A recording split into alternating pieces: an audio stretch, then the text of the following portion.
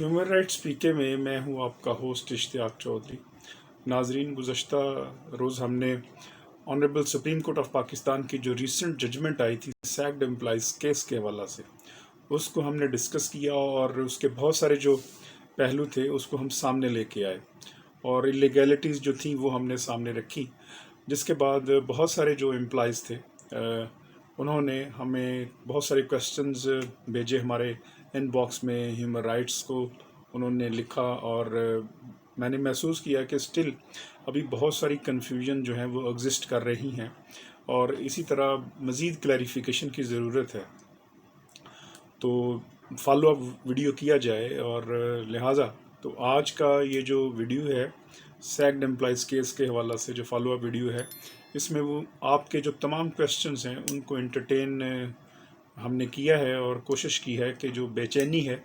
وہ ختم کی جائے اور جو کنفیوژن ہے اس کو دور کیا جائے۔ ون بائی ون کویسچن، جو بنیادی کویسچن ہم نے جو سلیکٹ کیے ہیں، جو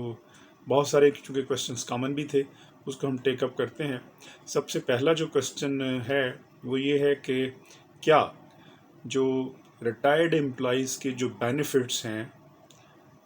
وہ بھی کنٹینیو رہیں گے کہ نہیں رہیں گے؟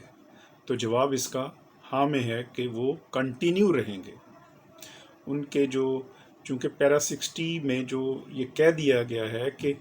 یہ ججمنٹ جو ہے وہ کسی بھی طرح ریٹائرڈ امپلائیز اور پاسٹ وے امپلائیز کو افیکٹ نہیں کرتی، تو اس کا واضح مطلب یہ ہے کہ کسی بھی طرح وہ جو بینیفٹس ریسیو کر رہے ہیں، فار ایگزامپل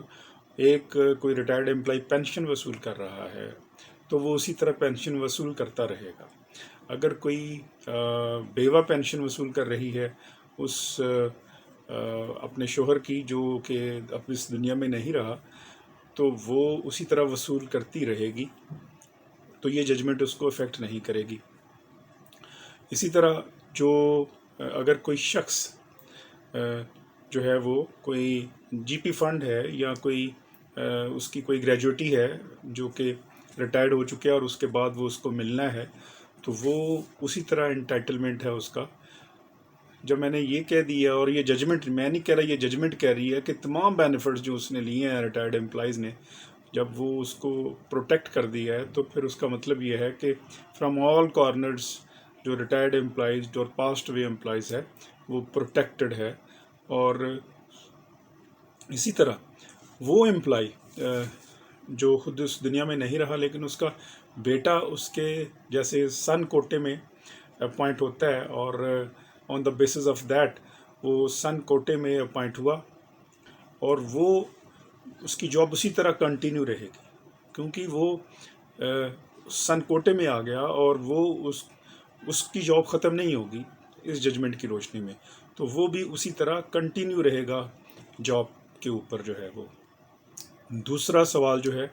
وہ یہ ہے کہ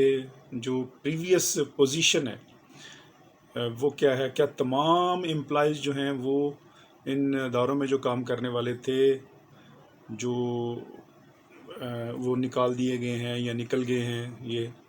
تو یہ جو سوال ہے کافی، میں نے کل بتایا کہ ڈیفینیٹر جن کو اس ایکٹ کے ذریعے پروٹیکشن دی گئی تھی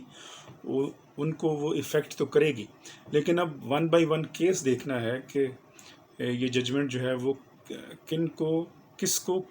کس طرح افیکٹ کرے گی۔ یہ بھی ایک کویسچن مارک ہے کہ کس طرح افیکٹ کرے گی۔ فار ایگزامپل جب یہ ججمنٹ کا جو پیرا 61 ہے وہ یہ کہتا ہے کہ وہ پریویس پوزیشن پہ چلے گئے، تو پریویس پوزیشن میں جانے کا مطلب یہ ہے کہ 2010 سے جو پہلی پوزیشن تھی، اب اس میں ایک کیٹیگری وہ امپلائیز کی آ جاتی ہے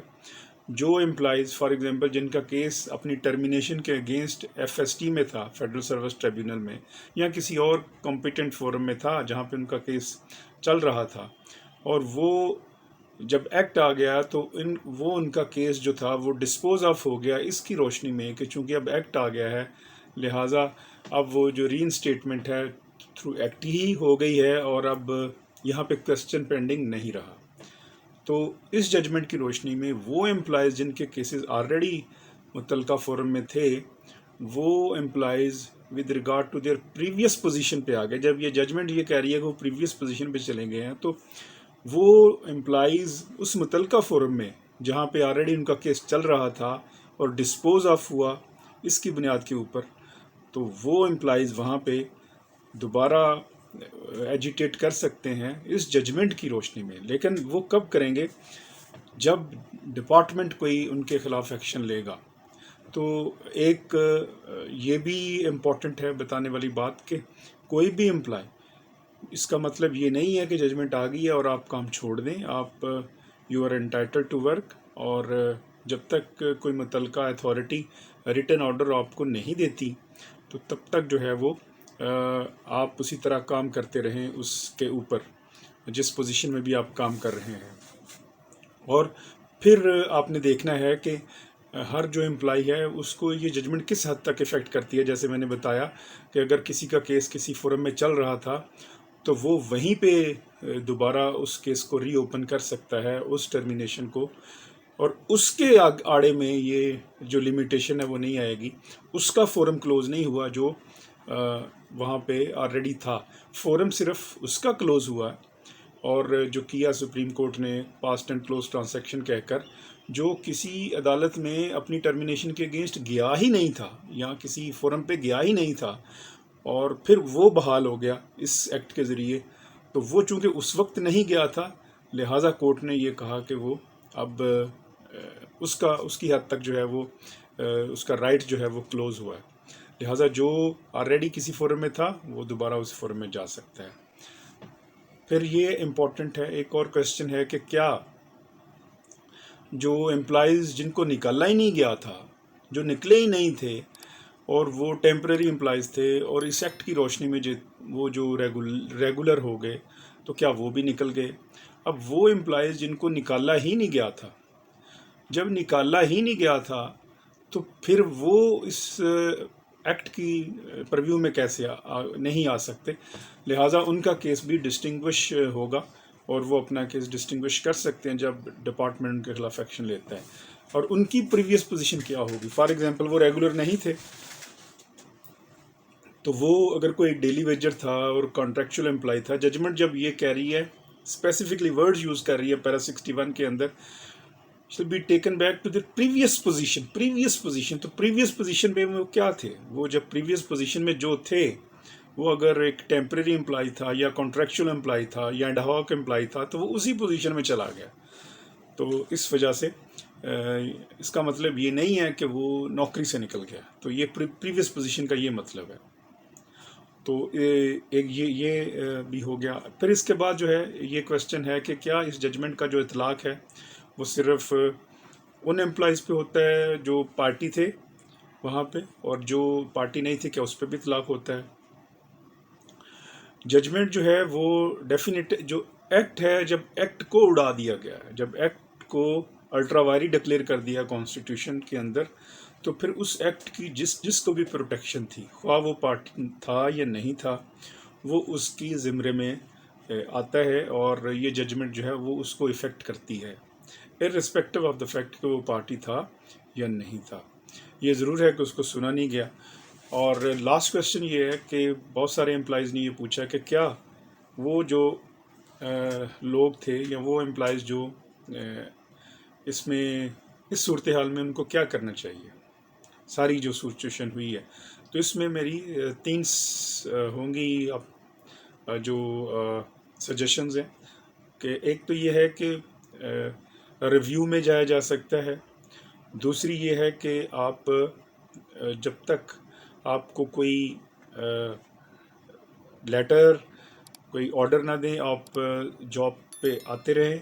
آپ اور کام کرتے رہیں، خواہ آپ کو سیلری بھی ملتی ہے کہ نہیں ملتی، آپ جاب پہ رہیں انلیس کہ کوئی لیٹر جو ہے وہ ریسیو ہوتا ہے. اور تیسرا یہ کہ جو ریویو پٹیشن ہے، اگرچہ لا یہ ہے، یہ بھی کویسچن آیا ہے کہ کیا وہ بھی جو پارٹی نہیں تھے وہ بھی ریویو فائل کر سکتے ہیں. لا یہ ہے کہ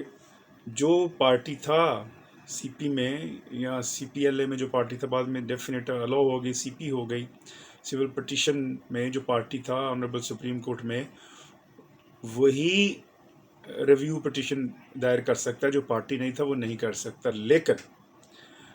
وہ امپلائیز چونکہ اس ججمنٹ نے ان امپلائیز کو بھی افیکٹ کیا ہے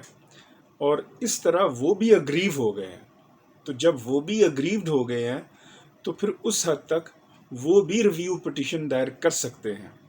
یہ ضرور ہوگا کہ جب وہ اپنی ریویو پٹیشن دائر کریں گے تو اس وقت جو ہے وہ رجسٹرار آنریبل سپریم کورٹ کی جانب سے کوئی آبجیکشن آ سکتا ہے، اور اس آبجیکشن یہ آ سکتا ہے ریٹن آبجیکشن کہ چونکہ آپ پارٹی نہیں تھے لہٰذا آپ نہیں کر سکتے۔ اس آبجیکشن کی پھر اپیل ہوتی ہے، اور پھر یہ آنریبل سپریم کورٹ چونکہ انڈر آرٹیکل 187 اس کا اختیار ہے کہ وہ for the administration of justice, وہ اس کے پاس پوری پاور ہے اور وہ ان امپلائیز کو بھی رائٹ دے سکتی ہے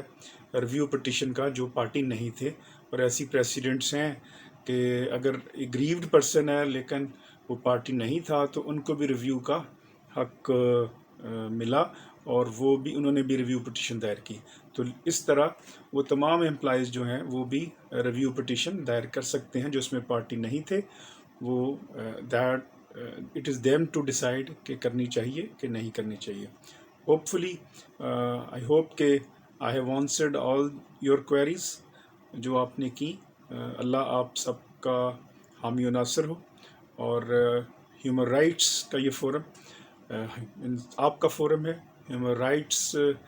میں جو ہے وہ ہم آپ کے ساتھ ہیں، اور ہیومن رائٹس کی جو اسٹرگل ہے وہ آپ کی اسٹرگل ہے۔ آپ ہیومن رائٹس کی آواز بنیں، اور ہیومن رائٹس آپ کے ساتھ کھڑا ہے۔ آپ کا بہت شکریہ۔ اللہ نگہبان۔